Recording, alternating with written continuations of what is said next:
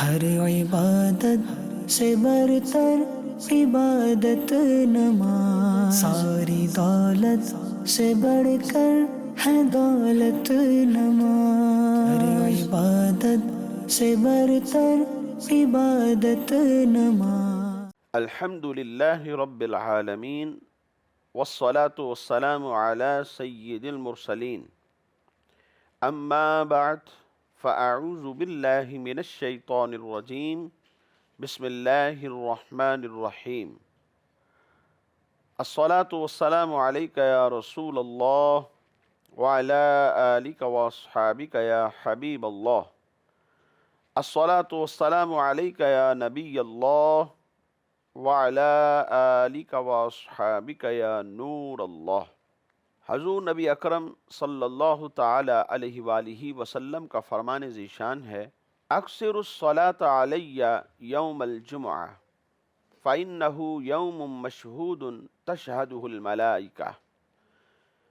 فرمایا جمعۃ المبارک کے دن مجھ پر کثرت سے درود پڑھا کرو، کیونکہ یہ جو جمعۃ المبارک کا دن ہے یہ یوم مشہود ہے، فرشتے اس دن حاضر ہوتے ہیں۔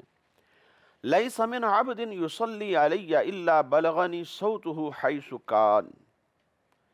فرمایا جو درود پڑھتا ہے اس کی آواز مجھ تک پہنچ جاتی ہے۔ حیث کان، واضح فرما دیا کہ وہ جہاں بھی ہو، یعنی اس روئے زمین کے کسی بھی خطے اور کونے میں موجود ہو، وہ درود پڑھے تو اس کی آواز مجھ تک پہنچ جاتی ہے۔ صحابہ کرام علیہم الرضوان نے عرض کیا، یا رسول اللہ صلی اللہ علیہ وسلم وبعد وفاتک، حضور کے وصال ظاہری کے بعد بھی کیا یہی کنڈیشن ہوگی کہ جو نبی علیہ السلام نے بیان فرمائی؟ تو حضور فرماتے ہیں بعد وفاتی، ہاں میرے وصال ظاہری کے بعد بھی یہی کیفیت ہوگی کہ درود پڑھنے والا درود پڑھے گا اور اس کی آواز مجھ تک پہنچ جائے گی، حیث کان، وہ جہاں کہیں بھی ہو۔ اور ایسا کیوں کر ہوگا؟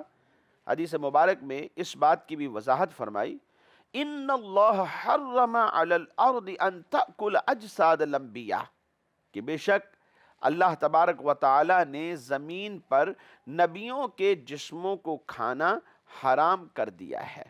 صلو علی الحبیب صلی اللہ تعالی علی محمد صلی اللہ علیہ وسلم۔ مدنی چینل کے ناظرین، ہم آج آپ کے پاس حاضر ہیں ایک نیا سلسلہ لے کر، اور اس سلسلے کا نام ہے احکام نماز۔ اس میں آپ سماعت فرمائیں گے نماز کی فضیلت اور اہمیت کیا ہے، اس کے ساتھ ساتھ نماز کے جو احکام ہیں کہ ہمیں نماز کیسے پڑھنا چاہیے اور نماز پڑھنے میں کن کن چیزوں کا اہتمام کرنا یا سیکھنا ضروری ہے، یہ مسائل بھی آپ اس سلسلے میں جان پائیں گے۔ حصول ثواب کی خاطر بیان سننے سے پہلے اچھی اچھی نیتیں بھی فرما لیجئے کہ فرمان مصطفیٰ صلی اللہ علیہ وسلم ہے، نیت المؤمن خیر من عملہ، مومن کی نیت اس کے عمل سے بہتر ہے۔ مدنی چینل کے ناظرین، اللہ تبارک و تعالی نے بنی نوع انسان کی تخلیق فرمائی، تو اس انسان کو رب تبارک و تعالی نے زندگی گزارنے کا ایک بزم انداز، ایک طریقہ اور ایک سلیقہ بھی عطا فرما دیا، اور واضح ارشاد فرمایا کہ تم میری بھی اطاعت کرو اور میرے رسول کی بھی اطاعت کرو۔ اور اس کے ساتھ ساتھ ہمیں یہ بھی حکم دے دیا گیا کہ ہم نبی کریم صلی اللہ تعالی علیہ وآلہ وسلم کے نقش قدم پر بھی چلیں، آپ کی اتباع کرتے رہیں۔ گویا احکام دو طرح کے ہیں، ایک تو یہ ہے کہ ہم اللہ اور اس کے رسول کی اطاعت کریں، فرما برداری کریں، اور دوسرا حکم یہ ہے کہ ہم نبی کریم صلی اللہ تعالی علیہ وآلہ وسلم کے نقش قدم پر بھی چلتے رہیں، اور ان دونوں احکام پر عمل کرنا ضروری ہے۔ اللہ تبارک و تعالی نے انسان کو بے فائدہ پیدا نہیں کیا۔ قرآن مجید فرقان حمید میں یہ واضح اعلان موجود ہے، افحسبتم अन्नमा खलक़नाकुम अबसन व अन्नकुम इलैना ला तुरजऊन। इस आया मुबारका से ये बात जाहिर है कि इंसान बेफ़ायदा पैदा नहीं किया गया। इंसान को अगर पैदा किया गया है तो इसकी विलादत के फ़वाइद अपनी जगह पर मौजूद हैं और इसने लौट कर अपने रब की बारगाह में हाजिर होना है। जब भी कोई इस दुनिया से रुखसत होता है, आप एक ऐलान समात करते हैं, इन्ना लिल्लाहि व इन्ना इलैहि राजिऊन। हर दूसरा शख्स मिलने वाला यही जुमला अपनी ज़ुबान से निकालता है और दूसरों के सामने इजहार करता है। गोया वो यूं कहता है कि हम अल्लाह का माल हैं और अल्लाह ही की तरफ हमने लौट कर जाना है। इंसान हमेशा के लिए इस दुनिया में नहीं आया, इंसान को बेफ़ायदा पैदा नहीं किया गया। वो एक ना एक दिन इस दुनिया से रुखसत होने वाला है। कुल्लु नफ्सिन ज़ाइक़तुल मौत व इन्नमा तुवफ़्फ़ौना उजूरकुम यौमल क़ियामह, कि हर नफ्स ने मौत का जायका तो चखना है और जो इस दुनिया में किया है उसका पूरा पूरा अजर उसे दे दिया जाएगा। इसीलिए कहा जाता है कि दुनिया दारुल अमल है और आखिरत इसकी जज़ा है। दुनिया में इंसान आया अमल के लिए ताकि वो इजहार करे कि ये अपने रब के अहकाम पर अमल करने वाला है, अल्लाह तबारक व तआला और प्यारे रसूल सल्लल्लाहु अलैहि वसल्लम की इताअत करने वाला है और मुस्तफ़ा जान रहमत सल्लल्लाहु अलैहि वसल्लम के नक्श कदम पर चल कर अपनी ज़िंदगी को बसर करके इस दुनिया को सुरखरू करवाने वाला है और आखिरत में भी कामयाबियों के ज़ीनों पर ये चढ़ने वाला शख्स है। तो इंसान का इजहार ये होना चाहिए। और मौत व हयात का जो फ़लसफ़ा है, कुरान ने इसे भी बयान किया, अल्लज़ी खलक़ल मौत वल हयात लियब्लुवकुम अय्युकुम अहसनु अमला, कि अल्लाह की ज़ात वो है कि जिसने मौत और हयात को पैदा किया। क्यों? लियब्लुवकुम अय्युकुम अहसनु अमला, ताकि तुम्हारे ही दरमियान इस बात की पहचान करवा दी जाए कि कौन ऐसा है कि जो अच्छे अमल करने वाला है।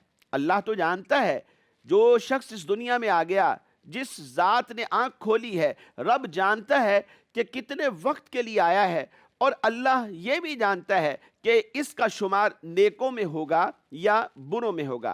पहचान की हमें ज़रूरत है। इसीलिए हम जब देखते हैं तो एक शख्स का अमल देखते हैं, उसका अमल अगर नेक है, नमाजी है, परहेजगार है, मशहूर हो जाता है कि फ़लाँ शख्स नमाजी है, उसके अहलो अयाल परहेजगार हैं, तक़वा इख्तियार करने वाले हैं, रोज़ा रखने वाले हैं, अल्लाह के अहकाम पर अमल करने वाले हैं। ये बातें मुआशरे में खुद ब खुद मशहूर होती चली जाती हैं और फिर लोगों की ज़ुबानों की ज़ीनत बन जाती हैं। और जो बुरे होते हैं उनको भी लोग पहचानते हैं, अपनी आंखों से देखते हैं और फिर वो ये तसव्वुर कायम कर लेते हैं और अपनी वर्डिंग से इस बात का इजहार करते हैं कि ये शख्स नमाजी नहीं है, बुरे काम करने वाला है। लोग उससे बचने की फिर कोशिश करते रहते हैं। इस दुनिया में इंसान का जो वजूद है वो अल्लाह की इबादत के लिए। हमारी तख्लीक का मकसद क्या है? कुरान ने इसे वाज़े कर दिया, वमा खलक़तुल जिन्न वल इंसा इल्ला लियअबुदून, कि इंसानों और जिन्नों की जो तख्लीक है वो अल्लाह की इबादत के लिए है। यानी हम यहाँ अल्लाह की इबादत के लिए आए हैं। हमारे आने का जो मकसद है, यानी हमारा जो मकसद हयात है, हमारी ज़िंदगी का जो मकसद है, कुरान ने उसे वाज़े कर दिया है। वो किस लिए है? अल्लाह की इबादत के लिए। एक हदीस मुबारक है, नबी रहमत सल्लल्लाहु अलैहि वसल्लम ने ये इरशाद फरमाया कि अल्लाह तबारक व ताला हदीस कुदसी में इरशाद फरमाता है कि तुम मेरी इबादत के लिए अपने आप को फारिग कर लो। इस फारिग करने से क्या होगा? यानी हम इबादत में मसरूफ़ हो जाएं। फिर हमें मिलेगा क्या? फरमाया कि तुम्हारे लिए तुम्हारे माल में कुशादगी हो जाएगी और तंगदस्ती के दरवाजे तुम्हारे लिए क्लोज हो जाएंगे। यानी अब फिर तुम्हारे घरों में तंगदस्ती नहीं आएगी। अगर तुम अल्लाह की इबादत करते हो, गोया कि तंगदस्तियाँ दूर हो जाएंगी और तुम्हारे पास कुशादगी हो जाएगी। माल अल्लाह की तरफ से आएगा और उस माल में बरकत भी होगी। और फिर इसी हदीस कुदसी में यह भी वाज़े किया गया कि अगर तुमने ऐसा न किया یعنی اپنی ذات کو میری عبادت کے لیے اگر فارغ نہ کیا تو اللہ تبارک و تعالیٰ فرماتا ہے اس حدیث قدسی میں، تو پھر تمہارے ان ہاتھوں کو مصروفیت سے بھر دوں گا، اور تمہارے لیے جو کشادگی کے دروازے ہیں وہ نہیں کھولے جائیں گے، اور پھر کیا ہوگا کہ تمہارے لیے جو تنگ دستی کے دروازے ہیں وہ بھی بند نہیں ہوں گے۔ آپ خود غور کیجئے، انسان کے دنیا کے کام دھندے ختم کہاں ہوتے ہیں؟ صبح 8 سے لے کے شام 4 بجے تک ڈیوٹی ہے، لیکن اس کے بعد بھی فارغ نہیں ہوتا، اس کے بعد بھی کام پر کام کرتا چلا جاتا ہے۔ آفیسز میں، جاب پر، اپنی ملازمتیں جہاں پر کی جاتی ہیں وہاں پر زیادہ ٹائم دیا جاتا ہے، اوور ٹائم لگتا ہے، بس اوقات تو رات 12 بج جاتے ہیں اور کام کرتے رہتے ہیں۔ کیوں حضرت؟ نماز تو پڑھتے نہیں، اللہ کی عبادت تو کرتے نہیں۔ رب تبارک و تعالی نے ان کے ہاتھوں کو مصروفیت سے بھر دیا ہے، انہیں پتہ ہی نہیں چلتا، نماز کا وقت گزر جاتا ہے۔ 4 بجے تک ڈیوٹی تھی، 5 بج گئے، 6 بج گئے، 7 بج گئے، کام کرتے چلے جا رہے۔ اچانک جب گھڑیال کی طرف نظر اٹھتی ہے، ٹائم دیکھتے ہیں، موبائل چیک کرتے، ارے اتنا ٹائم ہو گیا، 3 گھنٹے اوپر، 2 گھنٹے اوپر۔ انسان کو پھر احساس ہی نہیں رہتا، اور جو عبادت کرنے والے ہیں اللہ ان کے لیے راستے آسان فرما دیتا ہے۔ ادھر مؤذن ندا کرتا ہے، حی علی الصلاح، حی علی الفلاح، آؤ نماز کی طرف آ جاؤ، آؤ فلاح اور کامرانی، کیونکہ ہر انسان کا مقصد فلاح اور کامرانی کا حصول ہے۔ تو گویا مؤذن ہمیں بتا رہا ہوتا ہے کہ اگر کامیابی کسی چیز میں تلاش کرنا چاہتے ہو تو وہ نماز ہے، اور حدیث قدسی نے اس بات کو واضح کر دیا ہے کہ تم اللہ کی عبادت کے لیے اپنی ذات کو مصروف کرتے ہو تو پھر کیا ہوتا ہے؟ رزق ملتا ہے، کشادگی آتی ہے، مال ملتا ہے، اور اس مال میں برکت بھی ہوتی ہے۔ تو مقصد حیات ہمارا کیا ہے؟ اس بات کو واضح کر دیا گیا کہ وَمَا خَلَقْتُ الْجِنَّ وَالْإِنسَ إِلَّا لِيَعْبُدُونَ، کہ انسان اور جنوں کو ہم نے پیدا کیا، مقصد کیا ہے؟ اللہ کی عبادت کریں، اور پیدا تو رب نے ہی کیا ہے۔ اِنَّا خَلَقْنَا الْإِنسَانَ مِن نُطْفَةٍ أَمْشَاجٍ نَبْتَلِيهِ فَجَعَلْنَاهُ سَمِيعًا بَصِيرًا۔ اللہ تبارک و تعالیٰ نے یہ بھی واضح فرمایا کہ ہم نے ملے جلے پانی سے انسان کی تخلیق کی ہے اور اسے سمیع و بصیر بنا دیا ہے۔ اِنَّا هَدَيْنَاهُ السَّبِيلَ، اور اسے بھلائی کا جو راستہ ہے، جو سیدھا راستہ ہے، وہ بھی ہم نے عطا کیا ہے۔ اور اللہ رب العزت نے یہ بھی واضح کیا کہ بندے تو سارے ہمارے ہیں، ان میں سے بعض وہ ہیں کہ جو ناشکری کرنے والے ہیں، اور بعض وہ ہیں کہ جو شکر ادا کرنے والے، اور جو شکر ادا کرنے والے ہوتے ہیں یہ تو کم ہی ہوتے ہیں۔ حضرت عمر فاروق اعظم رضی اللہ تعالیٰ عنہ نے ایک شخص کو دیکھا تو وہ ایک دعا کیا کرتا تھا، مولا مجھے اپنے تھوڑے بندوں میں شامل فرما۔ حضرت عمر فاروق رضی اللہ تعالیٰ عنہ نے اس سے پوچھا کہ بندہ خدا، دعائیں تو اور بھی بہت ہیں، تو صرف ایک ہی دعا کیوں کرتا ہے؟ اس نے کہا، اے امیر المؤمنین، کیا آپ نے قرآن میں نہیں پڑھا کہ شکر ادا کرنے والے جو بندے ہیں وہ تھوڑے ہیں؟ تو میری دعا کا مقصد یہ ہے کہ اللہ، وہ جو تیرے تھوڑے بندے شکر ادا کرتے ہیں مجھے بھی ان بندوں میں شامل فرما۔ حضرت عمر فاروق اعظم رضی اللہ تعالیٰ عنہ کی آنکھوں سے آنسو چھلک پڑے، آپ زار و قطار رونے لگے، اپنی ذات کو مخاطب کیا اور کہنے لگے، اے خطاب کے بیٹے عمر، تم سے اس دنیا میں زیادہ علم والے لوگ موجود ہیں، اور شکر کیا ہے؟ شکر یہ ہے کہ انسان عبادات کو بجا لائے، اپنے بندہ ہونے کا حق بھی ادا کرے کہ اللہ تبارک و تعالیٰ نے اسے وجود تو دیا ہے، اسے پیدا تو فرمایا ہے، اب اس کا بھی حق یہ بنتا ہے کہ اپنے رب تبارک و تعالیٰ کے احکام پر جیسا عمل کرنے کا حق ہے ویسا عمل کرے۔ علماء اپنی کتابوں میں لکھتے ہیں کہ اسلام کا یہ تصور نہیں ہے کہ عبادت تو اللہ تبارک و تعالیٰ کی ہو اور بقیہ تمام معاملات کے اندر ایک بندے کو آزاد کر دیا جائے، بلکہ اصل یہ ہے کہ انسان کی پوری زندگی اللہ تبارک و تعالیٰ کی عبادت کے لیے ہے۔ وہ سوتا کیوں ہے؟ فرمایا وہ سوتا اس لیے ہے تاکہ عبادت میں راحت محسوس کرے۔ اگر یہ سوئے گا نہیں تو عبادت میں راحت نہیں ملے گی، جسم میں چستی ہوگی اور قوت ہوگی تو انسان کما حق ہو، جیسے عبادت کا حق ہے ویسے عبادت بھی کر سکے گا۔ فرمایا یہ سوتا اس لیے ہے تاکہ عبادت میں راحت محسوس کر سکے، اور کھاتا اس لیے ہے تاکہ اسے عبادت کرنے پر قوت مل سکے۔ جب انسان یہ نیت کر لیتا ہے تو علماء نے یہ بھی اپنی کتابوں میں لکھا کہ اس کا پھر کھانا بھی عبادت بن جاتا ہے، کیونکہ یہ کھا اس لیے رہا ہے تاکہ اس کو عبادت پر قوت حاصل ہو۔ اور کماتا کیوں ہے؟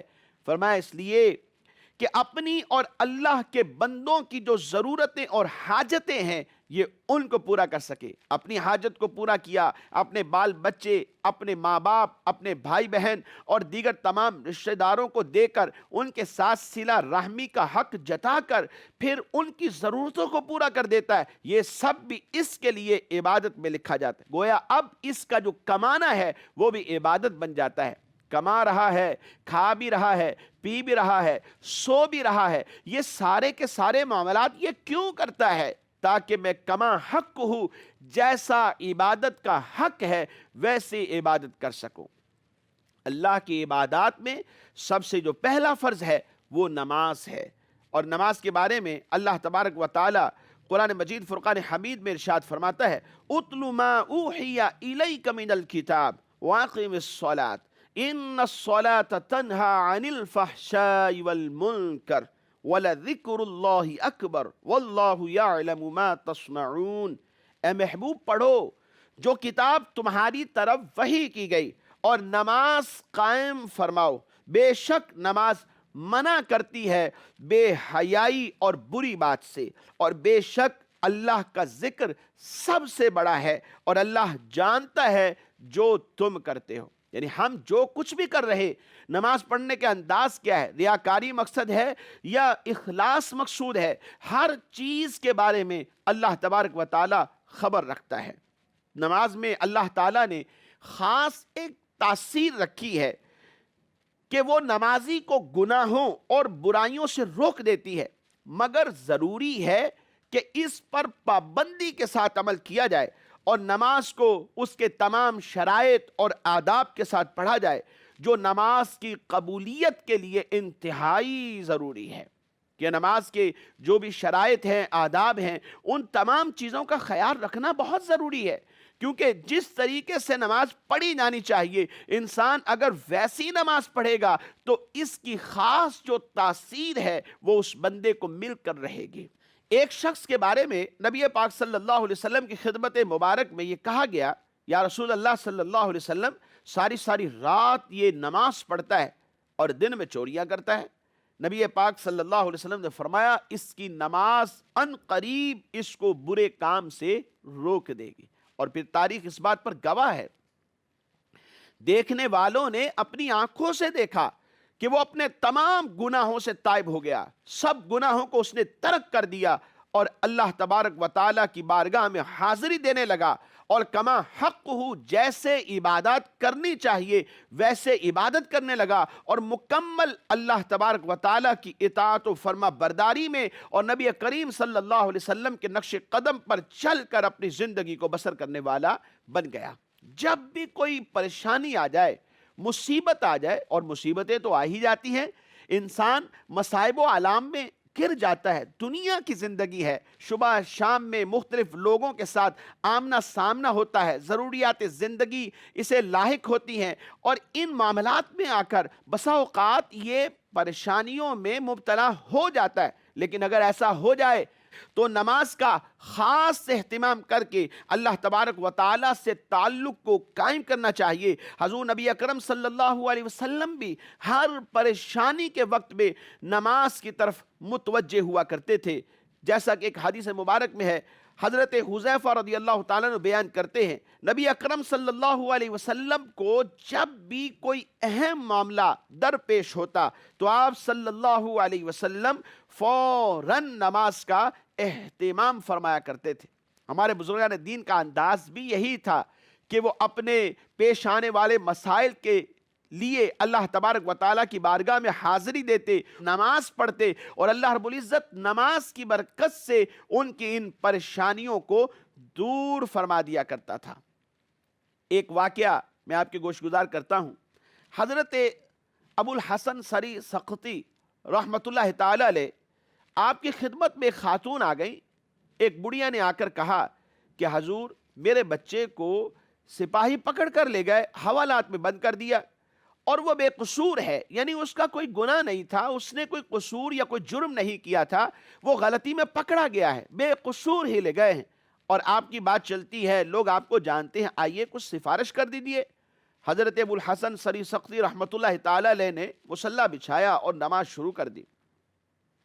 آپ دیر تک نماز پڑھتے رہے، سلام پھیرنے کا وقت تھا، بڑی بھی بولنے لگی کہ حضرت میرے بچے کی سفارش کیجئے اس سے پہلے کہ اسے حوالات میں کئی دنوں کے لیے بند کر دیا جائے، اور آپ سفارش کریں گے باہر نکل آئے گا۔ آپ نے سلام پھیرا، سلام پھیرنے کی بات تھی، آپ نے ارشاد فرمایا کہ بڑھیا میں تمہارا ہی کام کر رہا تھا۔ ادھر دروازے پہ ایک اور خاتون آتی ہیں، وہ آ کر کہتی ہیں کہ بڑی اماں آپ گھر آ جائیں، کیونکہ آپ کا جو بیٹا ہے وہ گھر آ چکا ہے، یعنی وہ واپس آ گیا۔ آپ ذرا جملوں پہ غور کیجئے۔ حضرت سری سقطی رحمۃ اللہ تعالی علیہ، جو حضرت خواجہ جنید بغدادی رحمۃ اللہ تعالی علیہ کے ماموں جان بھی ہے اور پیر و مرشد بھی ہیں، استاد محترم بھی ہے، آپ نے نماز شروع کر دی، اور نماز کا جب اختتام ہوتا ہے تو آپ فرماتے ہیں کہ میں تمہارا ہی کام کر رہا تھا، یعنی نماز سے اس کی پریشانی کو دور کر رہے تھے۔ نماز انسان کی پریشانیوں کو دور کر دیتی ہے، کیونکہ نماز سے مدد مانگنا اللہ تبارک و تعالیٰ سے گویا مدد مانگنا ہے، اور رب تبارک و تعالیٰ بندے کی مدد فرماتا ہے جب وہ خلوص نیت سے اپنے رب کی بارگاہ میں رجوع کرتا ہے۔ تاریخ میں ایک اور واقعہ موجود ہے۔ عبداللہ طاہر یہ خراساں کے جب گورنر بنے، نیشابور جو تھا اس کا دارالخلافہ تھا، ہرات بالکل ساتھ ہی ایک شہر تھا، وہاں کا ایک لوہار اپنے گھر سے کام کاج کے سلسلے میں نیشابور کی طرف آیا۔ چند دن اس نے کام کیے، رات کا وقت تھا، سوچا کہ میں اپنے گھر کی طرف چلا جاؤں۔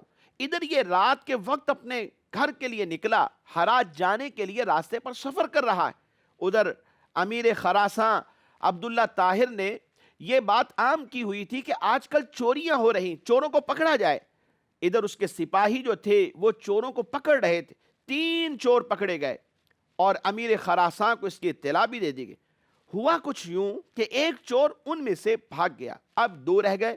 سپاہی ڈر گئے کہ اب ہم کیا کریں، امیر خراساں کو جواب کیا دیں گے کہ ہم نے اس چور کو کیسے نکلنے دیا، یہ کہیں شبہ پیدا نہ ہو جائے کہ انہوں نے کوئی رشوت کا لین دین کیا ہے، اب ہم کریں تو کیا کریں، کہاں جائیں۔ اچانک سامنے سے وہ لوہار آتا ہوا نظر آ گیا، بے قصور آدمی کو پکڑ کر 3 کا فگر پورا کیا، حوالات میں بند کر دیا۔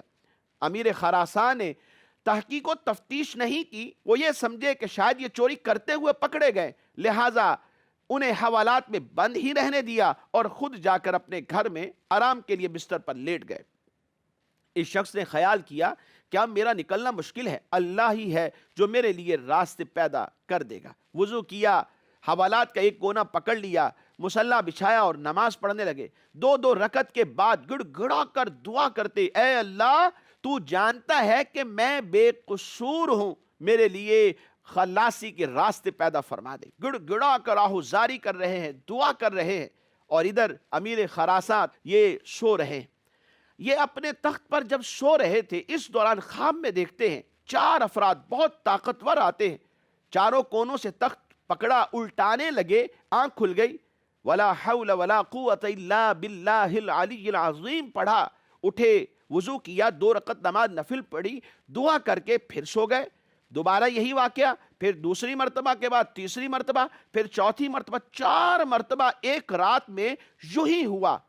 فوراً اٹھے، سوچا کہ کوئی مظلوم ہے جس کو گرفتار کر لیا گیا ہے، نیک بندے ہیں، ان کے خیال میں باتیں بھی اچھی ہی آتی ہیں، نمازی ہیں، خود پرہیزگار ہیں، فوراً ذہن اس بات کی طرف جاتا ہے کہ خواب میں مجھے جو دکھایا جا رہا ہے یقیناً اس کی کوئی تعبیر موجود ہے۔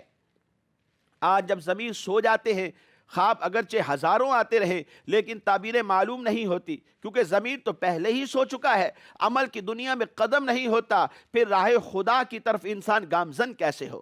فوراً جیلر کو بلاتے ہیں، اس سے پوچھتے ہیں کیا واقعہ، کیا حقیقت؟ اس نے کہا میں نہیں جانتا کوئی مظلوم ہے یا نہیں، لیکن ایک شخص ہے حوالات کے کونے میں بیٹھا ہے، وہ اللہ کی عبادت کر رہا ہے، دعائیں کر رہا، گڑ گڑا رہا، گریہ زاری کر رہا ہے۔ کہا اس کو بلایا جائے، سمجھ گئے یہ مظلوم شخص ہے۔ پوچھا، تحقیق و تفتیش کے بعد علم ہوا کہ یہ شخص مظلوم ہے۔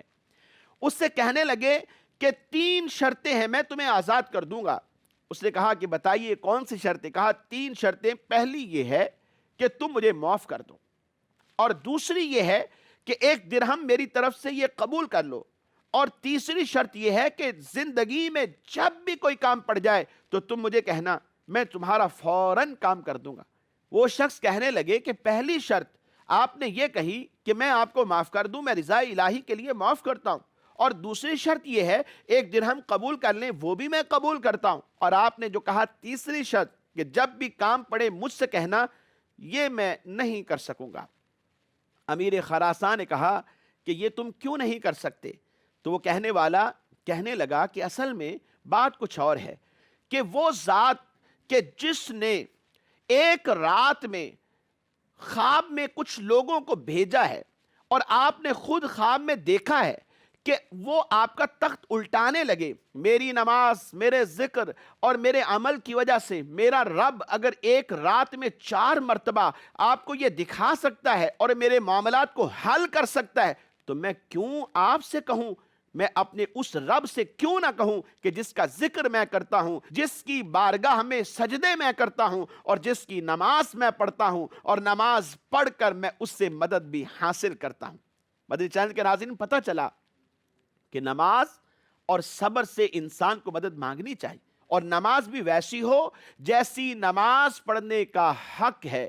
نماز کی شرائط کا خیال رکھا جائے، نماز کے آداب کا خیال رکھا جائے، اور ان تمام چیزوں کو ملحوظ رکھتے ہوئے صحیح طریقے سے جیسے عبادت کا حق ہے ویسی عبادت کر کے جب نماز پڑھیں گے تو مجھے اللہ کی رحمت سے امید ہے اللہ تبارک و تعالی ہماری نمازوں کو نہ صرف قبول فرمائے گا بلکہ ہماری برائیوں کو دور کرنے کا سبب بنا دے گا، اور ہماری بخشش کا ذریعہ بنا دے گا، اور ہماری نمازیں ہماری دنیا کے مسائل، پریشانیاں اور دیگر تمام معاملات کے جو بگڑ جاتے ہیں ان کے حل کا بھی سبب بن جائیں گی۔ اللہ کریم ہم سب کو نمازی بنائے، اپنی عبادت خلوص کے ساتھ کرتے رہنے کی توفیق بھی نصیب فرمائے، آمین بجاہ النبی الامین صلی اللہ تعالی علیہ وآلہ وصحبہ وبارک وسلم۔ ہر عبادت سے برتر عبادت نماز، ساری دولت سے بڑھ